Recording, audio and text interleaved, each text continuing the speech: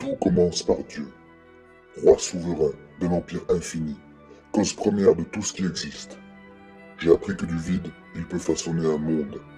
D'un mot, il crée un univers. D'abord, il tire du néant la lumière, pour dissiper les ténèbres, pour amener la vie et la chaleur au milieu d'une marée d'ombre. Éclairées par cette lumière, les planètes prennent forme, dont la vôtre, avec toute la richesse de la création divine, la nature, les animaux, les eaux, le ciel et la terre. De rien, il crée un tout. La beauté de l'œuvre de ses mains manifeste sa gloire, sa majesté et sa puissance. Mais pourquoi avoir créé tout ça? J'ai alors appris que cette création extraordinaire n'était qu'une enveloppe, qu'un cadre doré pour accueillir le vrai bijou de son ouvrage, l'apogée de son œuvre, un être fait à son image, avec qui il pourrait communiquer, gouverner, qu'il pourrait aimer et chérir, un être à part, l'homme. Il lui a donné l'intelligence, le libre arbitre, les émotions et le pouvoir de décider ce qui est bien et mal pour que l'amour qui les lie soit authentique, voulu.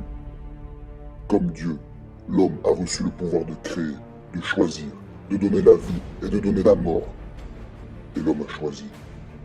Malgré l'environnement parfait que Dieu avait créé, bien qu'en osmose avec une création idyllique, l'homme a fait le choix de vivre par lui-même. Il a décidé de faire ses propres expériences, utilisant son libre arbitre pour s'émanciper de la lumière, faisant abstraction de la sagesse et de l'instinct que son créateur lui avait donné.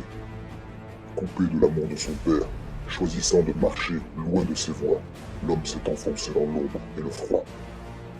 Loin de chez lui, il a perdu peu à peu la lumière. Il s'est alors exposé à une mort certaine en se coupant de la seule source de la vie. Mais Dieu n'abandonne jamais.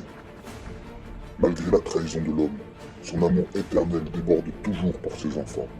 Il a alors enclenché le seul plan de sauvetage possible. Il a envoyé son meilleur soldat pour arracher ses fils et filles perdus des griffes de la mort.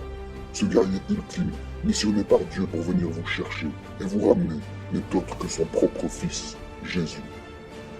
Descendu sur terre comme un homme, il s'est chargé de vos fautes, de vos choix les plus noirs, de vos erreurs les plus grandes. Seul un homme parfait, innocent et irréprochable, seul le Fils de Dieu pouvait acquitter de sa dette l'humanité tout entière.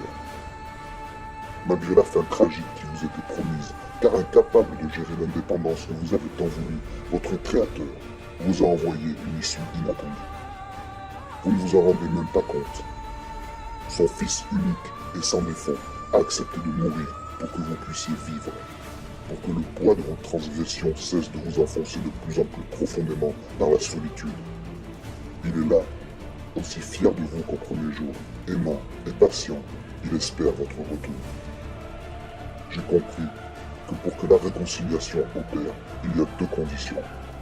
Que vous soyez innocentés, et ça, Jésus s'en est chargé, définitivement, et pour tous. La deuxième démarche est liée à ce que Dieu vous a donné de plus précieux et de plus dangereux, la liberté de choix. Pour que Dieu intervienne à nouveau dans vos vies, il faut simplement le vouloir et lui laisser la porte ouverte. Les hommes que j'ai vus, ceux sur qui la peur n'a pas d'effet, ceux sur qui le doute n'a pas d'emprise, ceux sur qui même la mort perd son pouvoir dévastateur, ont tous ouvert cette porte. Je comprends aujourd'hui que la raison de leur joie profonde, la source de leur pouvoir, c'est une relation retrouvée avec un Père parfait, un tutoiement avec le Créateur de toutes choses.